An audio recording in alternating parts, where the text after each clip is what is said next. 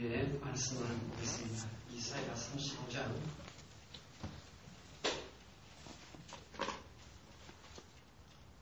35장입니다.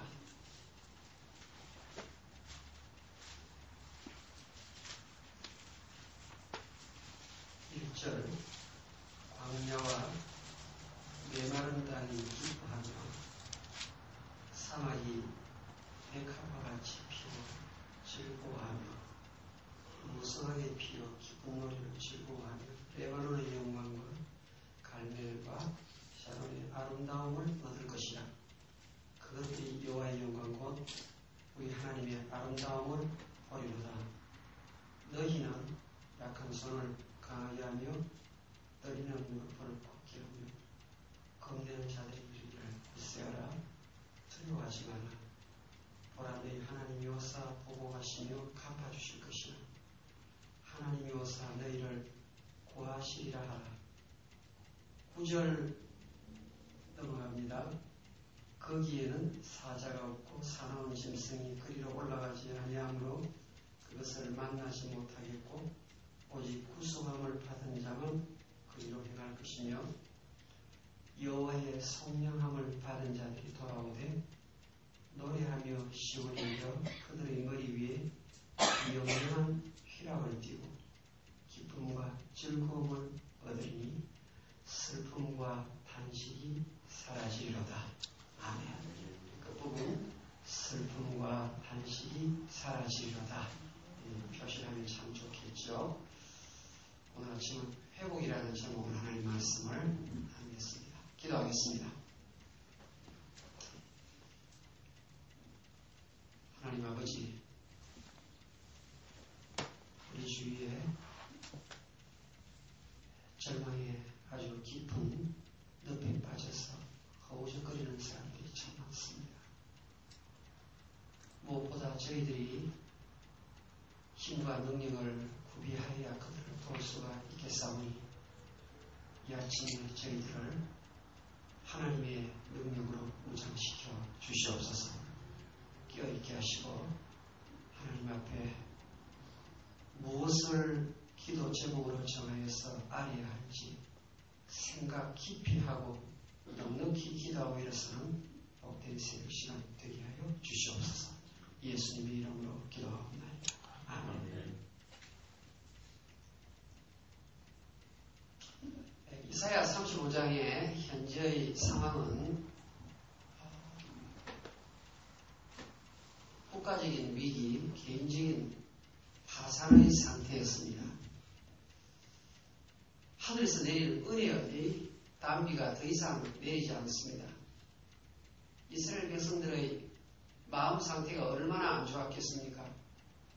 선지자로부터 전달되는 하나님의 메시지 자체가 끊어진 상태입니다.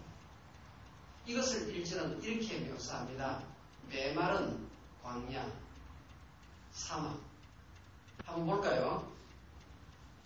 광야와 메마른 땅이 기뻐하며, 그러니까 현재의 상황은 기뻐하기 이전까지 34장까지 광야의 상태입니다. 광야. 또 메마른 땅입니다. 오늘 미국에서 사는 분들 생각보다 겉으로는 차를 몰고 아침에 나가서 이것저것을 다니고 집에 돌아오지만 가만히 보면 메마른 땅 인생을 사는 분들이 많습니다. 조금 더 깊이 들어가 보면 광야예요. 성경은 거기에 제칼이라는 동물이 있죠. 제칼이 거기에서 누웠다가 깨고 난다. 35장 안에 나오는 표현이에요.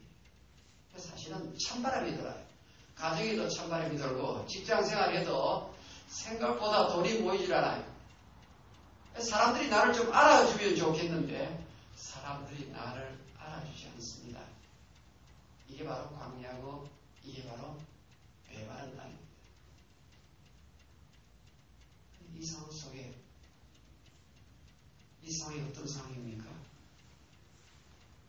내 힘으로는 이 상황을 극복할 수 없는데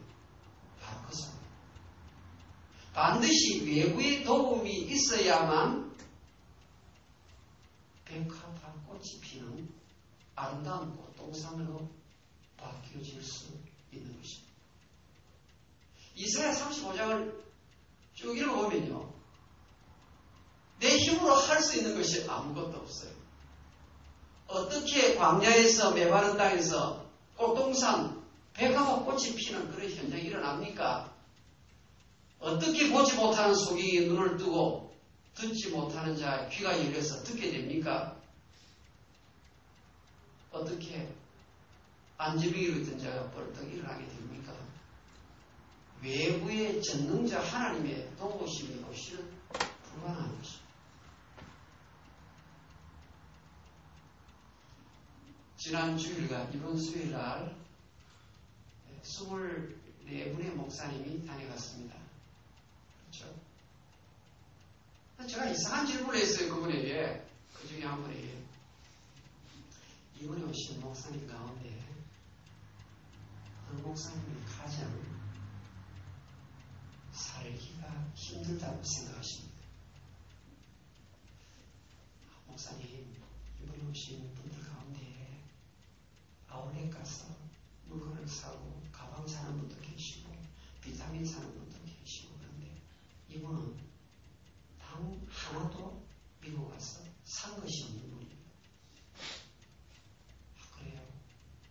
좀 더 가까이 들여다 보니까 이분이 어떤 상황인가 하면 광야 인생, 메마른 황량한 들판 인생.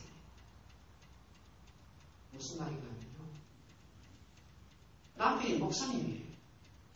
그래서 남편이 목회하시다가 갑자기 세상을 떠나셨어요.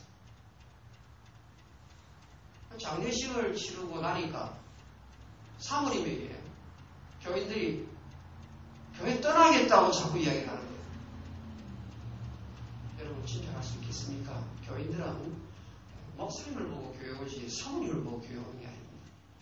그럼 남편이 세상 떠나니까 장례식 치르고 2주 만에 교인들이 다 가는 거예요. 새 목사님 구하기 전까지 사모님이 성경 공부를 기도했습니다. 그런데 한 2주 지났더니 교인들이 사모님이 그냥 교회에 맡으시면 좋겠습니다. 그러는 거예요. 그래가지고 이분이 교회를 목회하시는 거예요. 교인들이 더 이상 안 따라가요. 갔던 분들도 돌아오시는 거예요. 전능자 하나님을 향하여 얼마나 울부짖었는지 모릅니다. 하나님이요. 하나님은 전능하신 분이야. 내 힘으로는 이 교회 문을 닫을 수밖에 없는데. 그래가지고요. 들어보니까 지금 교회가 탄탄하다고요.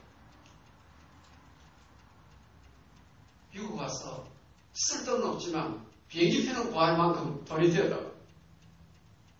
그래가지고 절약하면서 얼굴에 웃음을 띠면서 아주 긍정적이고 밝게 지금 목회하고 계십니다.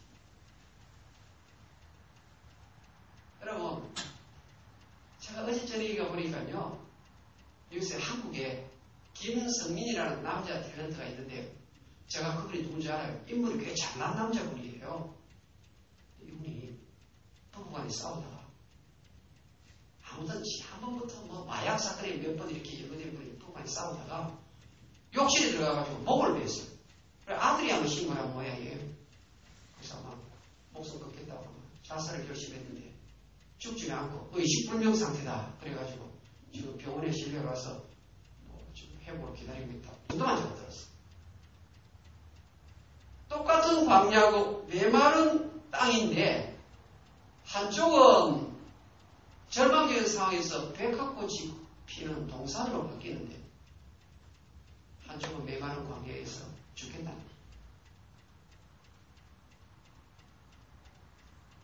로마서 10장 11절에 보면 이런 말씀입니다. 누구든지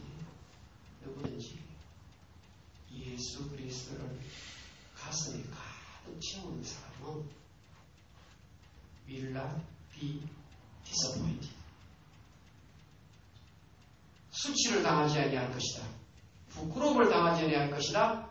하나님께서, 전능자 하나님께서 만족함을 주실 것이다. 할렐루야. 로마서 10장 11절에 끝에 나오는 그리스 글자가 16스펠로 되어 있는 아주 독특한 단어예요. 다윗이 그랬습니다. 인간인지라 범죄하고 실수할 수 있죠. 그런데 전능자 하나님의 도우심을 입으면 회복될 수 있고 모든 상처가 치료될 수 있다는 것을 믿고 부르셨습니다. 이 다윗의 일생에 하나님이 찾아오셔서 역사하셨습니다. 제가 말씀드렸던 목사님의 삶이 주님이 오시기만 한다면 이 교회 다시 회복될 수 있습니다. 울며 부르셨습니다. 다윗에게 역사하셨던 하나님이 이분에게도 찾아오셨습니다. 히브리서 11장 6절에 보면 믿음이 없이는 하나님을 기쁘시게 못한다고 그랬어요. 하나님께 나아가는 자는 반드시 그가 계신 것과 자기를 찾는 자들에게 리워드, 보상해 주신다는 것, 상 주신다는 것을 확실히 믿음지니라 이렇게 되어 있습니다. 그렇지. 내 힘으로는 할 수 없는 힘들지. 얼마나 많습니다. 반드시 하나님이 오셔서 도와주시면 회복될 수 있다는 그 확신 가지고 기도해야 되지 않겠습니까? 조계 역자 말씀을 내 힘만 의지할 때는 피할 수밖에 없도다라고 찬송시켰습니다. 우리 모두 다시 한번 내가 믿는 하나님,